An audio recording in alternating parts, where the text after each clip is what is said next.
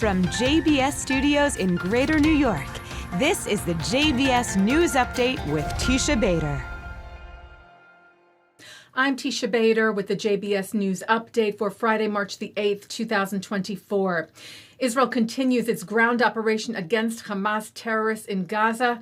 The IDF said today troops hit a weapons storage facility assessed to be the source of rockets fired toward communities in southern Israel, eliminated approximately 30 terrorists in different areas of Gaza, and demolished multiple tunnel shafts.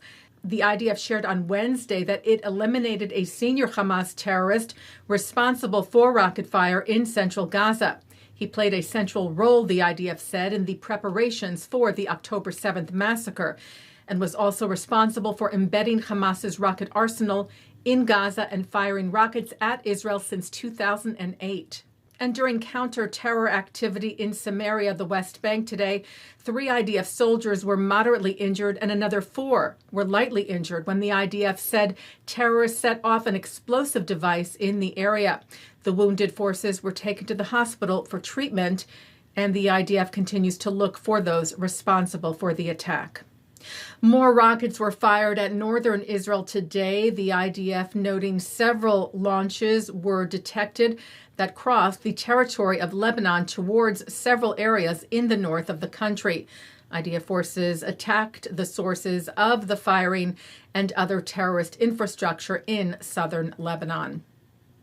U.S. President Joe Biden delivered his State of the Union address last night before a joint session of Congress, where he spoke of the October 7th Hamas massacre and Israel's war with Hamas in Gaza.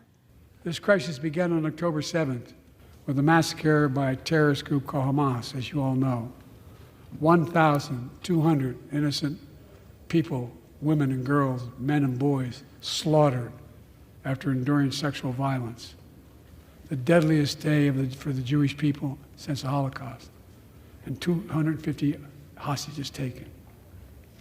Here in this chamber tonight are families whose loved ones are still being held by Hamas. I pledge to all the families that we will not rest until we bring every one of your loved ones home. We also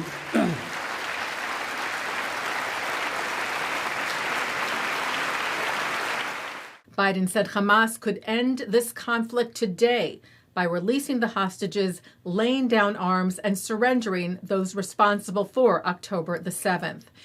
In his remarks, the president also pushed Israel to do more for Gazan civilians, saying in a message to Israel's leadership, humanitarian assistance cannot be a secondary consideration or a bargaining chip. Biden said the U.S. would establish a temporary pier on the Gaza coast that could receive large ships carrying aid, also saying the only solution to the conflict down the road was a two-state solution. Among the family members of hostages in attendance last night at the State of the Union was the aunt of American-Israeli hostage Hersh Goldberg Poland, accompanied by Representative Brad Schneider, who was asked what their message was tonight to President Biden and to Prime Minister Netanyahu. The message is simple: bring the hostages home now. And former hostage Mia Shem, accompanied by her mother Karen, also attended the address last night as a guest of House Speaker Mike Johnson.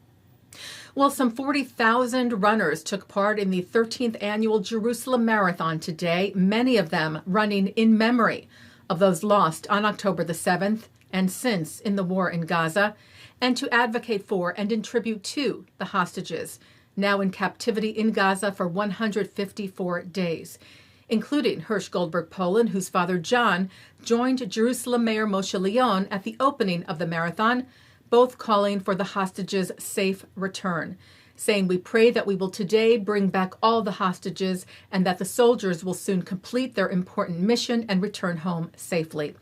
Leon, like many at the event, wearing a ribbon and T-shirt with the message, "Bring them home." Some 15,000 soldiers and members of Israel's security forces ran in the marathon, including Matan Al-Garbili, who was seriously injured while defending Kibbutz Kfar Aza on October the 7th. Runners also came from across the globe to join Israelis in this incredible show of resilience, In the day's events, which included a family race with an opportunity for young children to run as well, in the main marathon, 2 Israelis took the first spots, Melkamu Jember in the men's and Noah Berkman in the women's. Taking a look now at our programming for tonight on JBS for Friday, March the 8th. Live Shabbat services are coming up at 6 o'clock from New York City's Central Synagogue, followed by Shabbat services from the Hampton Synagogue. At 8:30, part 2 of Jewish Insights on Purim with Justin Pines. At 9:30, Abigail Pogrebin speaks to Rabba Sarah Hurwitz, Rabbanit Devorah Zlochower, and Rabbi Dr. Erin Leib Smokler in a special program for Women's History Month. At 10:30, it's a replay from the Hampton Synagogue, followed by a replay from Central. And coming up next, a look at this week's Torah Portion. And that's the JBS News Update for Friday, March the 8th, 2024. I'm Teisha Bader. Shabbat Shalom. Am Yisrael Chai.